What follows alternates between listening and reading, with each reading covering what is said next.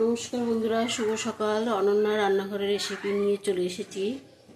দেখো, কড়াই বসিয়ে দিয়েছি, তেল দিলাম,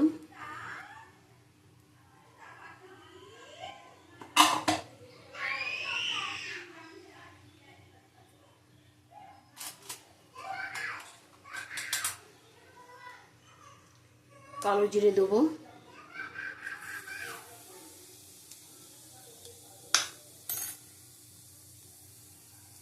পেঁয়াজ দিয়ে দিলাম,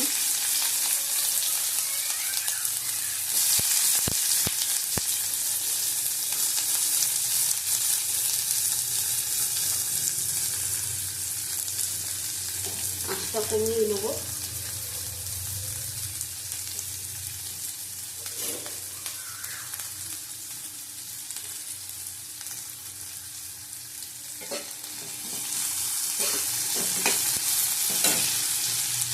দেখো, মানকচু আর চিংড়ি মাছ, শুকনো লঙ্কা, এই মানকচু, চিংড়ি মাছ, শুকনো লঙ্কা, রসুন সব একসাথে বেটে নেবো। চারটে জিনিস একসাথে বেটে তোমাদের দেখাচ্ছি। এর মধ্যে নুন হলুদ দিয়ে দেবো। দেখো, এর মধ্যে পরিমাণ মতন নুন দিলাম, হলুদ দিলাম, হাফ চামচ কালো জিরে দিলাম। একসাথে সব বেটে নেবো। আর এটা এদিকে হোক।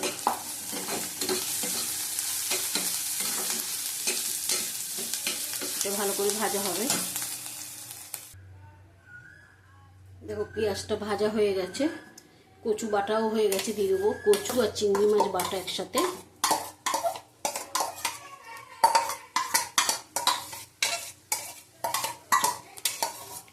কচু, চিংড়ি মাছ, রসুন, শুকনো লঙ্কা, কালো জিরে, নুন, হলুদ একসাথে দিয়ে দিয়েছি, দিয়ে বেটে নিয়েছি। ভালো করে এটা ভেজে নিতে হবে। এর মধ্যে তোমরা নারকেল কুড়া দিতে পারো, ভালো লাগবে।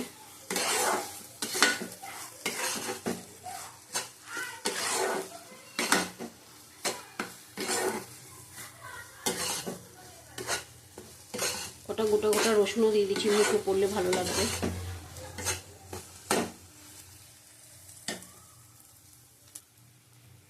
অল্প নুন দেবো, নুন লাগবে।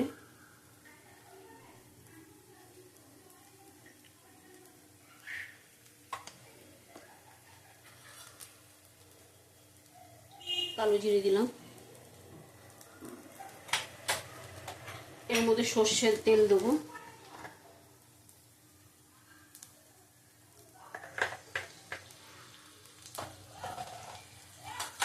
একটু ভালো লাগার জন্য কাশ্মীরি লঙ্কার গুঁড়ো দিলাম অল্প করে।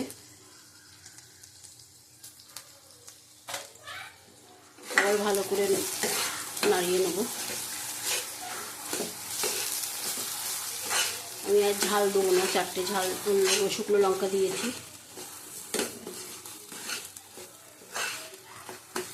গরমে এমনি আমরা শুকনো লঙ্কা খাই না, কিন্তু এই বাটা করলে তখন একটু দিতে হয়, নাহলে টেস্ট হয় না। শুকনো লঙ্কার একটা গন্ধ সুন্দর।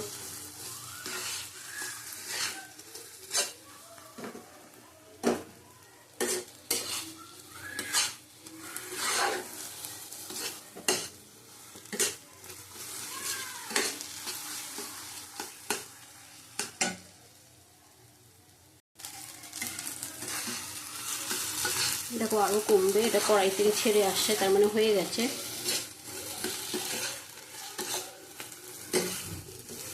আর একটু শুকনো হবে।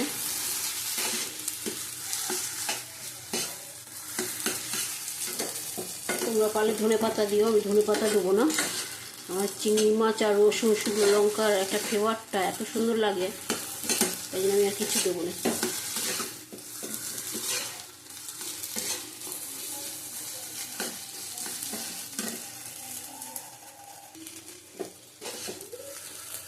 দেখো, আমাদের মানকচু বাটা হয়ে গেছে চিংড়ি মাছ দিয়ে, তৈরি একদম। নামিয়ে নেবো। গ্যাস বন্ধ করে দিলাম। পুরো কড়াইতে ফুটে যাচ্ছে, তার মানে একদম হয়ে গেছে পারফেক্ট।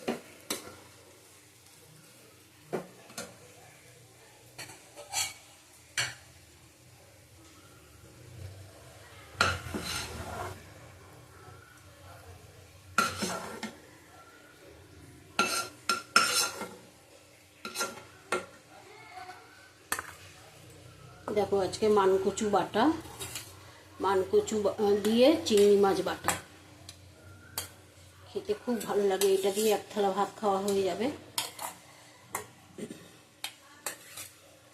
আবার অনন্যা রান্নাঘরের রেসিপি নিয়ে কালকে আসবো। টাটা, তোমরা ভালো থাকো, সুস্থ থাকো।